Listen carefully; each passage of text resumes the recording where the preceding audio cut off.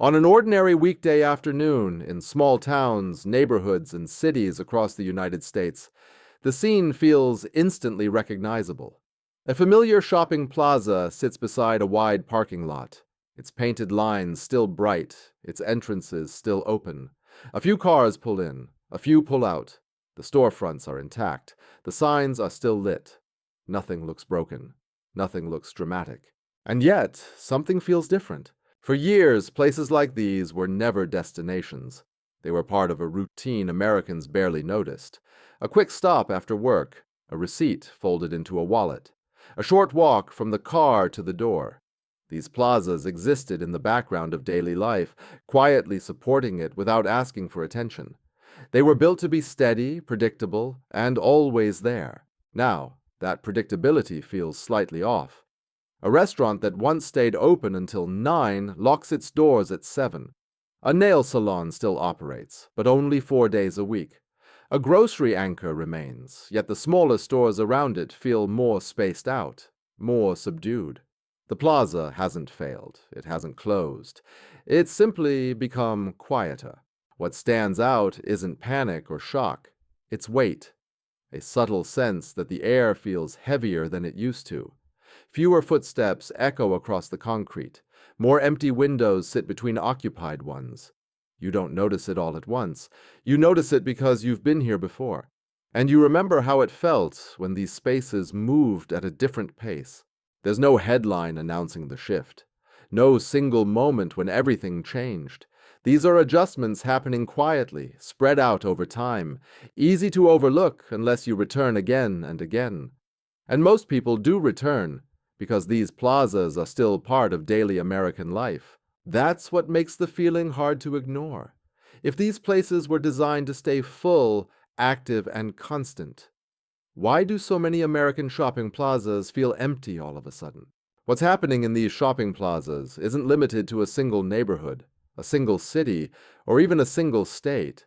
The same quiet adjustments are appearing across small towns and metropolitan edges throughout the United States. Different layouts, different tenants, different regions. Yet the pattern feels unmistakably familiar. At first, it's easy to treat each case as isolated. One plaza lost a tenant, another reduced its hours. A third never quite recovered its foot traffic. None of these changes seem important enough to make headlines. They don't register as closures. They don't look like failure. And because they unfold gradually, most people absorb them without fully stopping to ask why. But when these moments are placed side by side, something becomes clearer. This isn't about one landlord, one market, or one unlucky stretch of road. It's a shift happening across the country, spreading quietly rather than dramatically.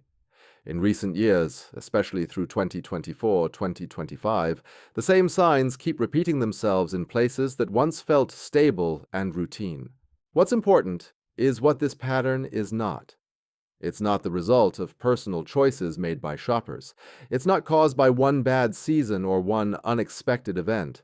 And it's not something Americans suddenly decided all at once. These plazas didn't empty because people stopped needing them overnight. Instead, the changes moved in slowly. Small adjustments layered on top of each other. Reduced hours here, fewer services there. A little less convenience than before. Each change manageable on its own, but together they reshape how these spaces function and how they feel. Because nothing collapsed, nothing demanded attention, and that's why so many people sense the shift before they understand it. They feel it while walking past darkened windows, while noticing more space between parked cars, while realizing they no longer linger the way they used to. This isn't about one place struggling to survive. It's about a familiar system under quiet strain, one that millions of Americans still rely on every week.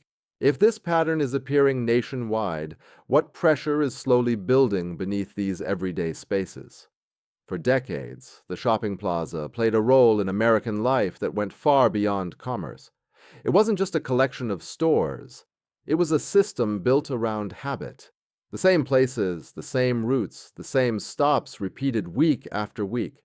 In small towns and growing suburbs, these plazas became quiet anchors of a daily routine.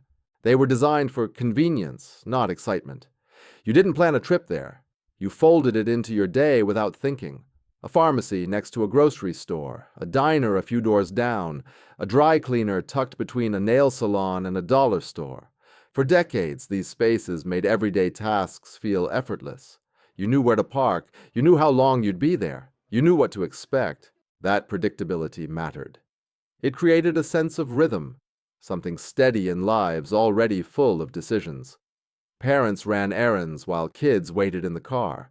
Retirees visited the same cafe at the same hour each morning. Workers stopped by after long shifts, relying on places that had always been open, always available, always familiar. This wasn't nostalgia in the dramatic sense. It was function. It was reliability. Over time, these plazas became social in subtle ways. Not gathering places, but shared spaces. You recognized faces without knowing names. You nodded to the same cashier. You passed the same people moving through the same routines.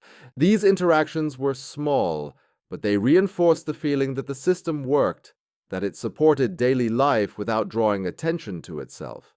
That's why the change feels unsettling now. When a system that used to be invisible becomes noticeable, it's rarely because something dramatic happened. It's because something dependable shifted. The routines still exist, but they no longer flow as smoothly as they once did. And when a space designed to fade into the background suddenly stands out, it raises a quiet question. If these systems were built to feel permanent, why do they no longer feel the same? The changes didn't arrive all at once. There was no grand reopening that never came, no sudden announcement explaining a new reality. Instead, the shift became visible through details, small, practical adjustments that altered how these plazas functioned day to day. Hours were the first thing many people noticed. Stores that once stayed open late now close earlier. A restaurant that used to serve dinner until 9 quietly locks its doors at 7. Weekend schedules shrink. Weekdays feel shorter. The lights are still on, but for less time than before. These aren't dramatic cutbacks. They're subtle reductions that change how long a plaza feels active. Then there's the space itself. Fewer tenants means wider gaps between occupied storefronts, more windows covered in paper, more signs taped inside glass reading available or coming soon, sitting there for months at a time. The plaza hasn't emptied, but it's become quieter, stretched thinner across the same concrete footprint. Staffing changes are visible too. Fewer employees on the floor, longer waits at counters, some services no longer offered at all. A place that once handled multiple errands in one stop now requires an extra trip somewhere else, or another day entirely. The experience isn't worse in an obvious way, it's just less complete. Even foot traffic feels different. The parking lot still fills, but not evenly. Certain hours feel busier, while long stretches remain almost still. What used to be a steady flow has turned into brief pulses of activity, followed by noticeable lulls. Movement happens in shorter bursts, leaving behind long pauses. None of this comes with explanation. There are no signs apologizing for the change, no announcements clarifying what's happening. From the outside, everything appears operational. But for anyone who's been coming here for years, the contrast is impossible to miss. These visible shifts don't look like failure. They look like adjustment, careful, measured, and ongoing. And because each change seems manageable on its own, it's easy to overlook how much the experience has quietly transformed. If the layout is the same, the buildings are the same, and the stores are still open, what's causing so many of these everyday spaces to feel so much smaller than they used to? Behind these visible changes is a set of pressures that rarely appear on the surface. They don't announce themselves, they don't change how the buildings look, but they shape how these plazas operate every single day. The most immediate pressure is cost. Rent for retail space hasn't dropped in the way many people assume it would. Even when foot traffic slows, monthly payments often stay the same, or rise. Utilities continue regardless of how busy a store is. Lights, refrigeration, heating, cooling. These expenses don't adjust themselves to shorter hours or fewer customers. Then there's labor. Keeping a store staffed for long hours requires consistency, and consistency has become harder to maintain. When staffing levels shrink, schedules tighten. Fewer workers cover more ground. Operating hours compress not because owners want them to, but because they have to align with what's possible. Insurance adds another layer. Coverage costs increase quietly, year after year, regardless of how calm or routine a business may be.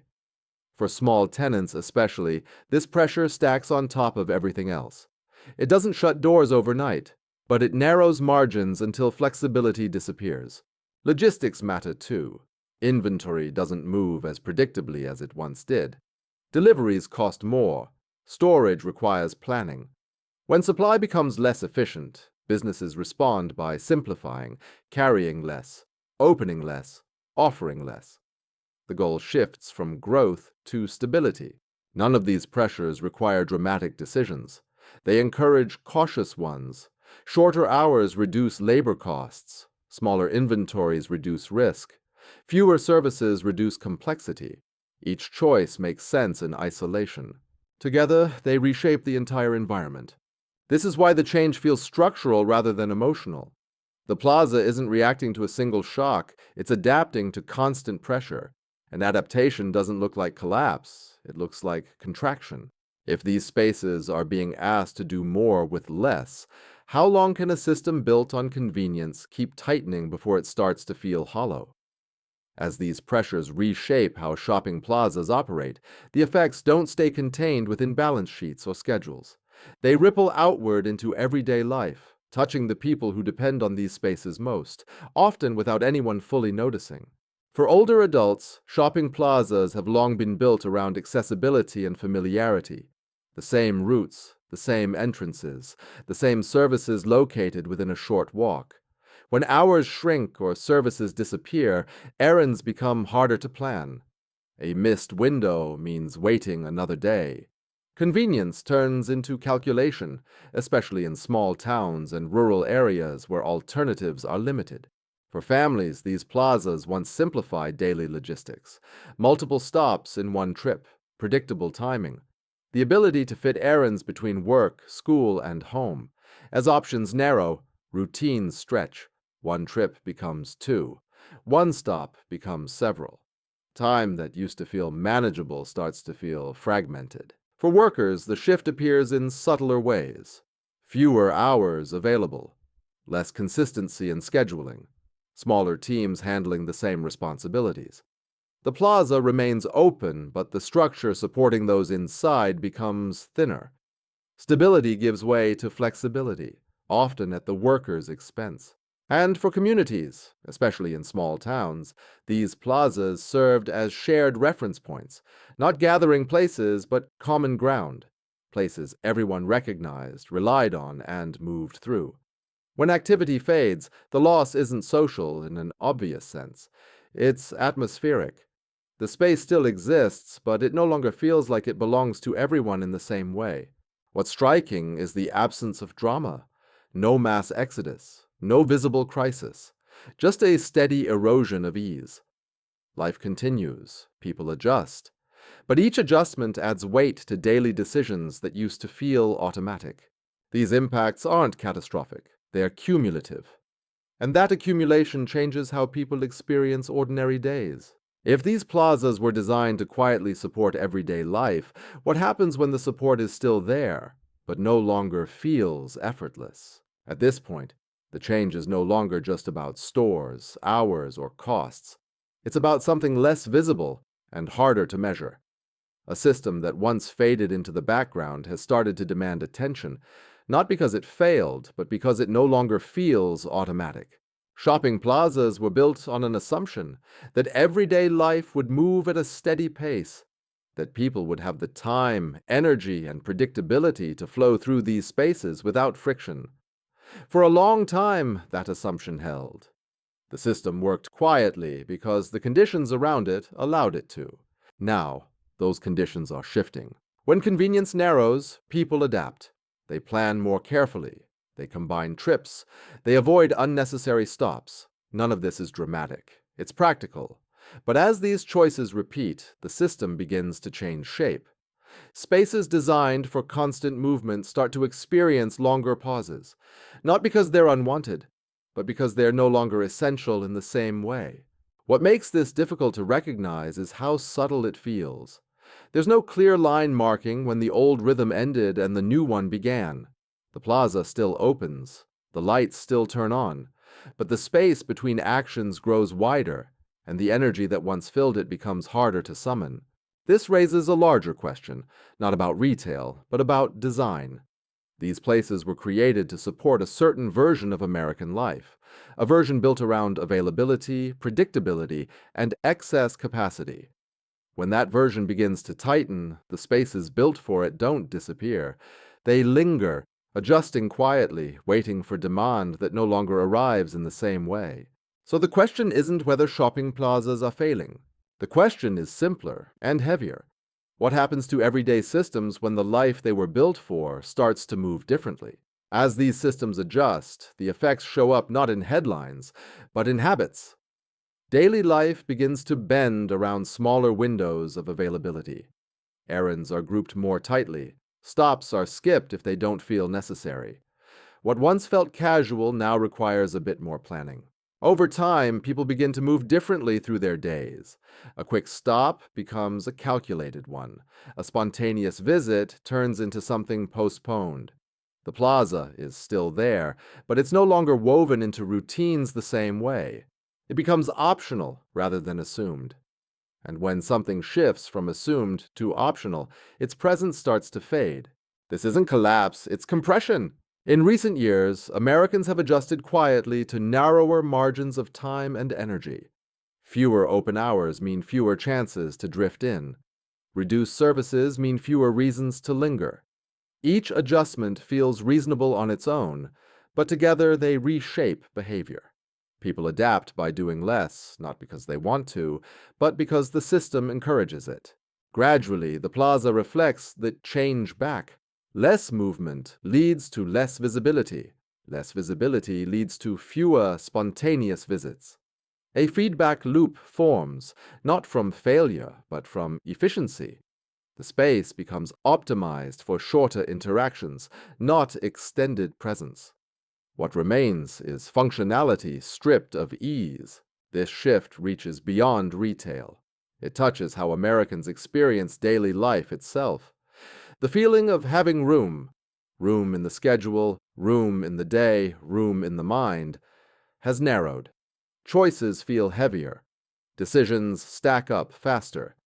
Convenience, once taken for granted, becomes something that must be timed correctly to exist at all. And yet, nothing is broken. The buildings stand. The stores operate. The system functions. But it does so with less slack, less margin, and less forgiveness for missed moments. Life continues, just more tightly wound around constraints that weren't always there. If everyday routines are becoming more calculated over time, what does that say about the spaces that were built for a more flexible way of living?